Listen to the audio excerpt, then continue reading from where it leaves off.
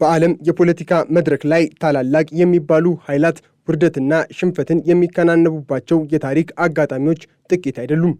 ሆኖም ግን እንደ አውሮፓውያኑ አቆጣጠር በሚያዝያ 2026 በሆርሙዝ ወሽመጥና በፋርስ ባህረ ሰላጤ ላይ የታየው ክስተት የአሜሪካን ልዕለ ኃያልነት ጥያቄ ውስጥ የከተተ ብቻ ሳይሆን የሀገሪቱን የባህር ኃይል በዓለም ፊት የወረቀት ነብር ያስመሰለ አሳፋሪ የታሪክ ጠባሳ ሆኖ ተመዝግቧል። ፕሬዚዳንት ዶናልድ ትራምፕ በኢራን ላይ የጣሉትና የማይበገረው የአሜሪካ ባህር ኃይል ያስከብረዋል ተብሎ የተፎከረለት የባህር ላይ እገዳ በኢራን ቆራጥነትና ብልሃት ፊት እንክትክቱ ወጥቶ የውርደት ማቅ ለብሷል። ክስተቱ የሚጀምረው አሜሪካ፣ እስራኤልና ኢራን በየካቲት 2026 ወደ ቀጥተኛ ጦርነት ከገቡ በኋላ ነበር። ፕሬዚዳንት ትራምፕ በኢራን ኢኮኖሚ ላይ የመጨረሻውን ሞት ለመፍረድ በማሰብ በኢራን ወደቦች ላይ ሙሉ የባህር እገዳ እንዲደረግ ትዕዛዝ አስተላለፉ።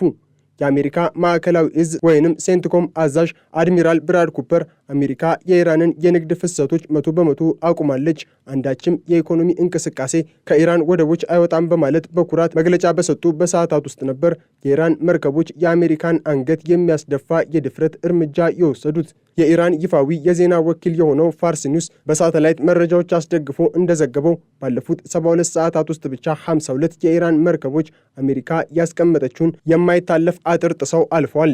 እነዚህ መርከቦች 31 ግዙፍ የነዳጅ ጫኝ መርከቦችና 21 የንግድ መርከቦች ሲሆኑ የአሜሪካን የራዳርና የሳተላይት መቆጣጠሪያዎች በማደንዘዝና የቴክኖሎጂ የበላይነቷን መሳቂያ በማድረግ ለዓለም ገበያ ነዳጃቸውንና ሸቀጣቸውን አድርሰዋል።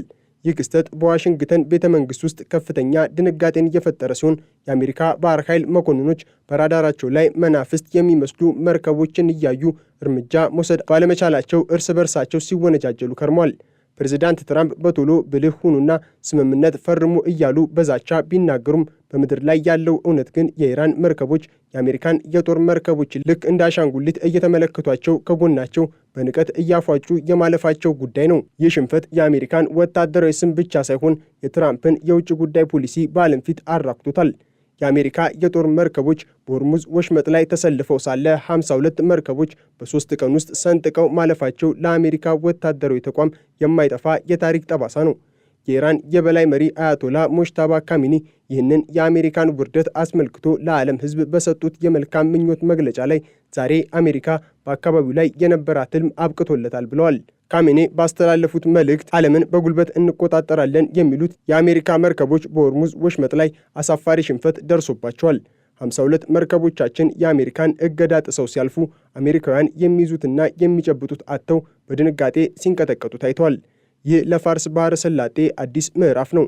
ያለ አሜሪካ ጣልቃ ገብነት ቀጠናው የራሱን ዕድል በራሱ የሚወስንበት ዘመን መጥቷል በማለት የአሜሪካን ክብር መሬት ላይ ጥለውታል። ካሜኔ ይህንን ሲሉ አሜሪካ በቢሊዮን የሚቆጠሩ ዶላሮችን ፈሰስ አድርጋ ያሰማራቻቸው የጦር መርከቦች የኢራንን መርከቦች አቅጣጫ እንኳን በትክክል ማወቅ ተስኗቸው በባህሩ ላይ እንደባዘኑ መቆየታቸውን ለዓለም በማሳየት ነው። አሜሪካውያን ብሎኬድ ብለው የጠሩት ስልት በኢራን መርከቦች ድፍረትና ብልሃት ፊት እንደ ሸረሪት በቀላሉ ተበጣጥሶ ወድቋል። ይህ የአሜሪካ ውርደት በኢራን ብቻ ሳይሆን በአውሮፓ መሪዎችም ዘንድ ትልቅ መሳለቂያ ሆኗል።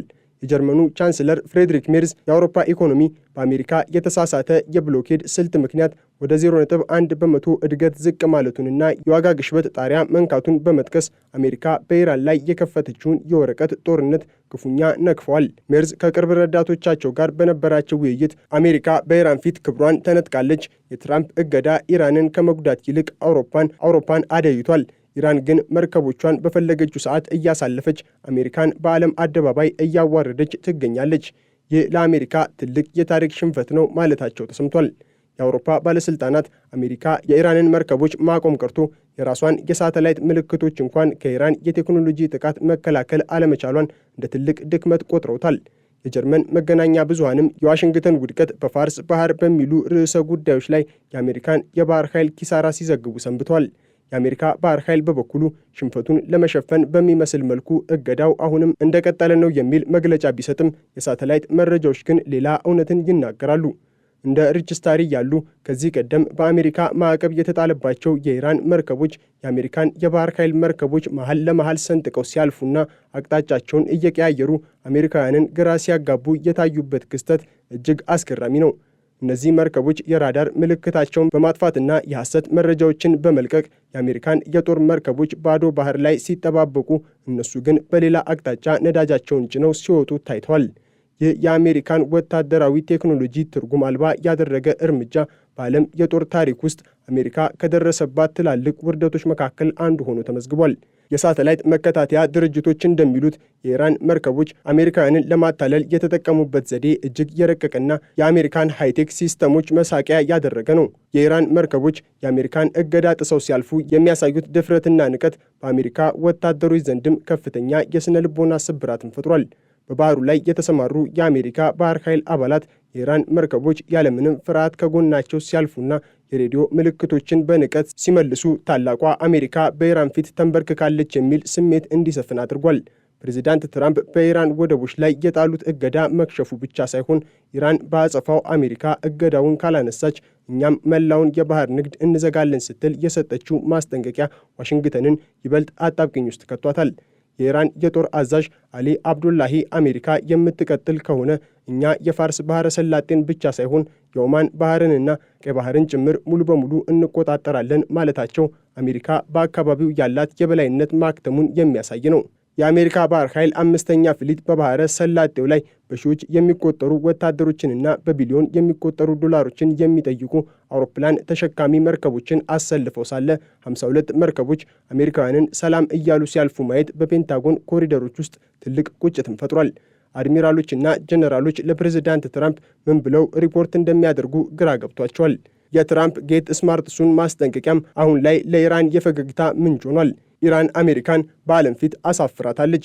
የነዳጅ ዋጋ በአንድ በርሜል $125 መድረሱና የዓለም ኢኮኖሚ መንገጫገጭ የአሜሪካን ሽንፈት ይበልጥ ጎልቶ እንዲታይ አድርጎታል። አሜሪካ ኢራንን ለመቅጣት ብላ የጀመረችው እገዳ ራሷንና ወዳጆቿን ክፉኛ የጎዳና ለኢራን ግን የድል አደባባይ ሆኖላታል። 52ቱ መርከቦች የአሜሪካን አጥር ጥሰው ማለፋቸው አሜሪካ በ21ኛው ክፍለ ዘመን ያላትን ወታደራዊ የበላይነት የሚያከስም ክስተት ነው። የኢራን መሪዎችና ሕዝቦች ይህንን ድል የአሜሪካ መቃብር በሆርሙዝ ወሽመጥ ተቆፍሯል በሚሉ መፈክሮች እያከበሩት ይገኛል። የሩሲያው ፕሬዝዳንት ቭላዲሚር ፑቲንም በትራምፕ ላይ ያላቸውን መሳለቅ አልደበቁም። ፑቲን ከትራምፕ ጋር በነበራቸው የስልክ ውይይት አሜሪካ በኢራን ላይ የምታደርገው ጦርነት አውዳሚ መዘዝ እንደሚኖረውና አሜሪካ ራሷ ከዚህ ውርደት እንደማትድን መክረዋል። ይህ የታሪክ ምዕራፍ የአሜሪካን ባህር ኃይል ኃያልነት አፈር አስግጦታል። 52ቱ መርከቦች በአሜሪካ ራዳር ስር ተደብቀው ሳይሆን አሜሪካውያንን በግልጽ እየተገዳደሩ ነው ያለፉት። ይህ ደግሞ አሜሪካ በአካባቢው ያላት ኃይል መዳከሙንና የኢራን ወታደራዊ ቴክኖሎጂ ደግሞ እጅግ አስገራሚ በሆነ ፍጥነት ማደጉን ያሳያል። የኢራን መናፍስት መርከቦች አሜሪካን አታለዋል፣ አዋርደዋል፣ እንዲሁም በዓለም አቀፍ ደረጃ የአሜሪካን የባህር ላይ አገዛዝ አብቅቶለታል የሚል መልእክት አስተላልፏል። የጀርመኑ ቻንስለር እና ሌሎች የአውሮፓ መሪዎች አሜሪካን በንቀት የሚመለከቱበት ሁኔታም ተፈጥሯል። አሜሪካ ራሷን መከላከልና መርከቦችን ማቆም ካልቻለች የአውሮፓ ደህንነት እንዴት በሷ እጅ ላይ ይወድቃል የሚል ጥያቄ እየተነሳ ነው። ይህ በሆርሙዝ ወሽመጥ ላይ የደረሰው ሽንፈት የአሜሪካን የኔቶ መሪነት ጭምር አደጋ ላይ ጥሎታል። አሜሪካ በኢራን ፊት ያሳየችው ድክመት ሌሎች የአሜሪካ ተቀናቃኞችም ድፍረት እንዲያገኙ አድርጓቸዋል። በሆርሙዝ ወሽመጥ ላይ የታየው ድል በኢራን መርከቦች ድፍረት ብቻ የመጣ ሳይሆን የአሜሪካን ዘመናዊ የጦር መሳሪያዎችና የቴክኖሎጂ የበላይነትን መሬት ውስጥ የቀበረ የረቀቀ የኤሌክትሮኒክስ ጦርነት ውጤት ነው። አሜሪካ በፋርስ ባህረ ሰላጤ ላይ ያሰማራቻቸው የጦር መርከቦች በዓለም ላይ እጅግ ዘመናዊ የሚባሉ የራዳርና የሳተላይት መከታተያ መሳሪያዎች የታጠቁ ናቸው። ሆኖም ግን 52ቱ የኢራን መርከቦች እነዚህን ሁሉ መሳሪያዎች ልክ እንደ መጫወቻ በመቁጠር አሜሪካውያንን ግራ ሲያጋቡ ታይተዋል። መርከቦቹ የራሳቸውን የዲጂታል አሻራ በመቀየርና የሐሰት ምልክቶችን በመልቀቅ በአንድ ጊዜ በመቶዎች የሚቆጠሩ መርከቦች በራዳር ላይ እንዲታዩ በማድረግ የአሜሪካን የባህር ኃይል ውሳኔ እንዳይሰጥ አጋጅተውታል። የአሜሪካ ባህር ኃይል አባላት በራዳራቸው ላይ የሚያዩት ነገርና በዓይናቸው የሚያዩት ነገር መገጣጠም አቅቶት ነበር። ራዳሩ መርከቧ ወደ ቀኝ እየሄደች ነው ሲል፣ በዓይናቸው ግን መርከቧ በአሜሪካ የጦር መርከቦች መካከል በንቀት ወደ ግራ ስትሾልክ ይመለከታሉ።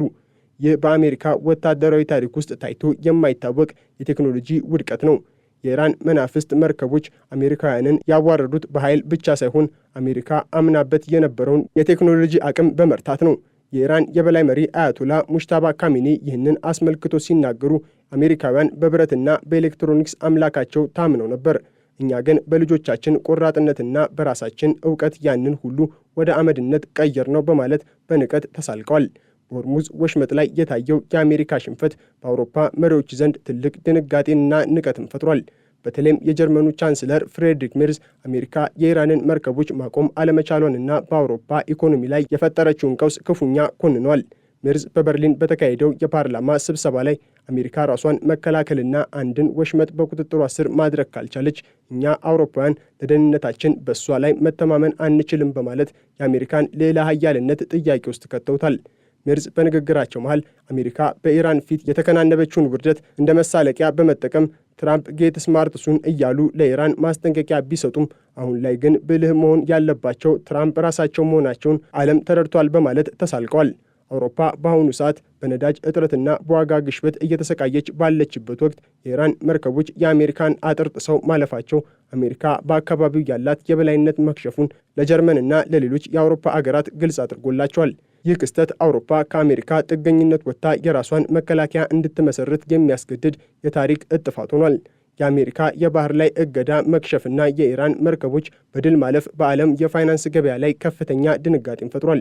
አሜሪካ የዓለምን የባህር መስመሮች በበላይነት የመቆጣጠር አቅሟን ማጣቷ በዶላር ላይ ያለውን እምነት እንዲሸረሸር አድርጎታል። 52ቱ መርከቦች ነዳጃቸውን ጭነው አሜሪካን አዋርደው ሲወጡ የነዳጅ ዋጋ በአንድ በርሜል $125 ደርሷል።